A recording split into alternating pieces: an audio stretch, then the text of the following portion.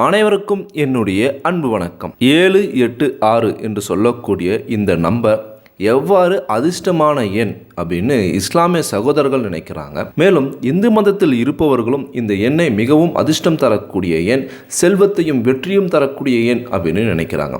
இந்த எண்ணுக்கு பின்னாடி இருக்கக்கூடிய ரகசியமும் இந்த எண்ணில் இருக்கக்கூடிய சக்தி வாய்ந்த அந்த நேர்மறையான ஆற்றல் என்ன அப்படின்னு இந்த வீடியோவில் நாம் தெரிஞ்சுக்க போகிறோம். நான் உங்கள் சீனிவாசன் தமிழ்ச்செல்வி மணி. வீடியோ மிகவும் சுவாரஸ்யமாக இருக்கும். வீடியோவை ஸ்கிப் பண்ணாமல் பாருங்கள்.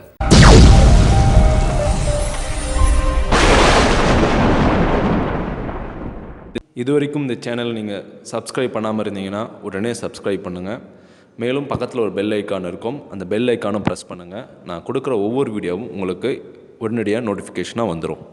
786 அப்படின்னு எழுதப்பட்டிருக்கக்கூடிய ரூபாய் நோட்டை கூட மக்கள் அதை செலவு செய்யாமல் அப்படியே பத்திரப்படுத்தி வைத்திருக்கிறத நீங்கள் எல்லோரும் பார்த்துருப்பீங்க. ஏன் ஒரு சிலர் நீங்களே கூட செஞ்சுருப்பீங்க. நம்முடைய இந்து மதத்திலும் இஸ்லாமிய மதத்திலும் இந்த எண்ணின் மீது தனிப்பட்ட ஒரு ஆர்வமும் ஈர்ப்பும், இதற்கென்ன ஒரு தனி மரியாதையும், இதை மிகவும் புனிதமாக கருதக்கூடிய ஒரு எண்ணமும் இருக்குது. அப்படி என்ன ரகசியம், சக்தி இந்த எண்ணுக்கு இருக்குது அப்படின்னு முழுமையாக தெரிஞ்சுக்கலாம். ஒரு எண்ணுக்கு பின்னால் இந்த அளவுக்கு ஒரு மர்மமும் சக்தியும் இருக்குது அப்படின்னா ஒரே ஒரு காரணம் மட்டும்தான் இருக்கும். அதாவது எண்கணிதமும் விஞ்ஞானமும் இணைந்திருக்கக்கூடிய ஒரு சக்தி. இந்த எண்ணில் நம்முடைய இந்து சாஸ்திரத்தில் சில கிரகங்கள் இணைக்கப்பட்டிருக்கு அப்படின்னு சொல்றாங்க. எண்கணிதத்தில் 7 என்பது கேதுவின் அம்சமாகவும், 6 என்பது சுக்கிரனின் அம்சமாகவும், 8 என்பது சனி பகவானின் அம்சமாகவும் கருதப்படுது.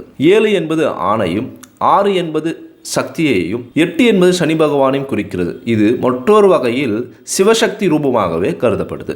மேலும் இஸ்லாமிய சகோதரர்கள் இந்த எண்ணை எவ்வாறு கருதுகிறார்கள், ஏன் இஸ்லாமிய சகோதரர்கள் இந்த எண்ணை மிகவும் அதிர்ஷ்டமான எண்ணாக சொல்கிறாங்க அப்படின்னா, இஸ்லாமிய சகோதரர்கள் 786 என்ற எண்ணை கடவுள் கொடுத்த வரமாகவே கருதுகிறார்கள். எனவே இஸ்லாமிய மதத்தை நம்புபவர்கள் ஒவ்வொரு வேளையிலும் 786 என்ற எண்ணை சேர்ப்பது மங்களகரமாக இருக்கும் என கருதப்படுகிறது. அல்லாஹ் பிஸ்மில்லாஹிர் ரஹ்மான் ஹிர் ரஹீம் என்ற பெயரை அரபி அல்லது உருதியில் எழுதினால் அதன் கூட்டுத்தொகை 786 என்று கூறப்படுகிறது. இந்த எண் அல்லாஹ்வுடன் தொடர்புடையதாக அவர்கள் நம்புகிறார்கள். எனவே இது மிகவும் புனிதமாக கருதப்படக்கூடிய ஒரு எண்ணாக நம்பப்படுகிறது. அல்லாஹ்வை நம்புபவர்கள் 786 என்ற எண்ணை பிஸ்மில்லாவின் வடிவமாகவே கருதப்படுகிறது.